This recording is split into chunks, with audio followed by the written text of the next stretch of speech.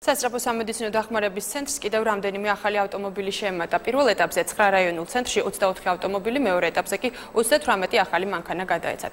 ამასთან დაკავშირებით ჯანდაცვის მინისტრის სასწრაფო სამედიცინო დახმარების სისტემაში გატარებულ რეფორმებზე, მიმდინარე და დაგეგმილ პროექტებზე რეგიონების სასწრაფო დახმარების ცენტრების მენეჯერებს ესაუბრა. გადაუდებელი სამედიცინო დახმარების ცენტრი 180 ახალი მანქანით წლის ბოლომდე სრულად აღიჭურვება.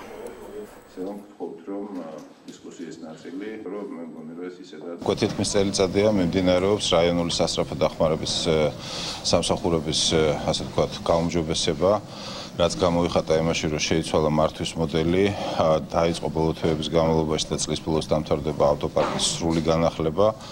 დღევანდელი ჩვენი შეხვედრის მიზანი და ამოცანა არის ის, რომ სასწრაფო დახმარების სამსახური წარმოგვიდგენს ბოლო თვეების განმავლობაში მიღწეულ შედეგებს. ავტოპარკის განახლების მეორე ეტაპი დამთავრდა უკვე. გაგრძელდება მესამე ეტაპი და თვის ბოლომდე მთლიანად შეიცვლება ავტოპარკი, რომელიც სავსებით საკმარისი იქნება რაიონებისთვის სამედიცინო სასწრაფო სამედიცინო დახმარების გასაწევად.